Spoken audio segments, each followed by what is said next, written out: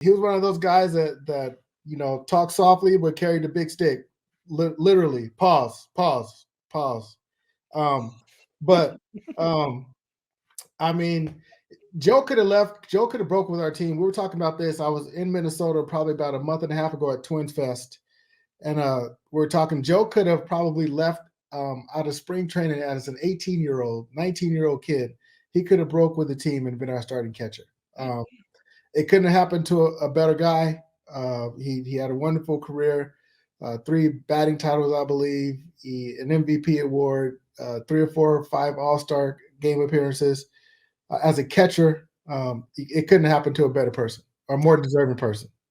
Jacque, the only problem with it, and I like Joe Mauer. He was a catcher. He put up the numbers. He was a silver slugger. The guy won batting titles. I mean, how many catchers win batting titles? Not many. Yeah, it's like him, Buster Posey, I think Molina. Yeah, not many people do that. Yeah. But here's the problem, and this is what bothers me. When you look at the Hall of Fame and when you look at the voters and these writers, they're voting these guys. Albert Bell never got voted in. The guy had 7 or 8 of the greatest years I've ever seen a hitter have. Gary Sheffield.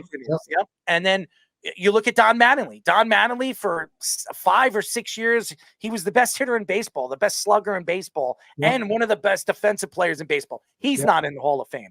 But then you put, and I'm not taking shots at these guys, okay? I'm just speaking the truth.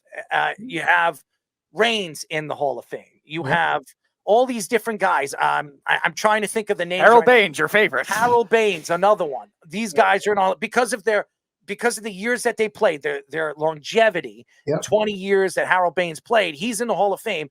But if you compare their numbers to the time that Don Mattingly and all these different guys that we mentioned, the years that they had, they were way better players. Albert Bell, way better players than those guys. Yeah, but you got to look at the position and where they were in the lineups and stuff. Like Tim Raines was a leadoff hitter, right? Ricky Henderson, leadoff hitter, right? You gotta look at the overall outlook on their careers and the positions they played. Joe was a catcher. You're comparing Joe to catchers. You're not really comparing Joe to an outfielder, right? You're not comparing a leadoff hitter to a cleanup or a number 3 hitter, right? Their position and what they meant to the game at that time. And since we're talking about Tim Raines, Kenny Lofton, Lofton's numbers are every bit as good as Tim Raines. So I was just about to say that. So Kenny Lofton needs to get, look at that, my first homer too in the big leagues. 3-1 changeup.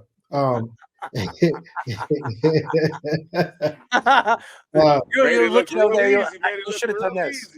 Yeah, I just flipped over the baggie.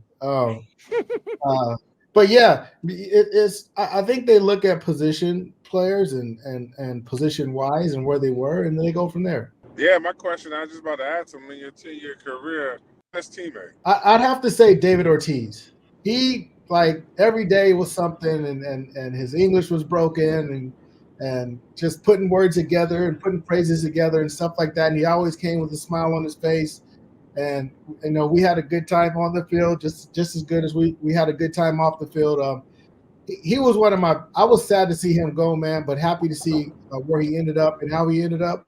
But he was my favorite teammate in the big leagues. You know what's so crazy about David Ortiz? He almost was a Yankee. I believe you, but it didn't happen. So, with that being said, what do you feel is your greatest accomplishment as being everybody wants to make it to the major leagues, but like what obstacles I can say, baseball is different than football. Y'all got the farm leagues and all of that. So like what keeps a guy so intrigued into baseball? Like, because you guys play a lot of games. Yeah, so we have this thing in baseball, especially in the minor leagues. Like you complain about the bus rides and at the time the stadiums, but everybody's got new stadiums these days, or they're getting new stadiums built, right? And then we had it wasn't much on nutrition like they are these days. We have peanut butter and jelly sandwiches and tuna and all that stuff, and just decent meals, man.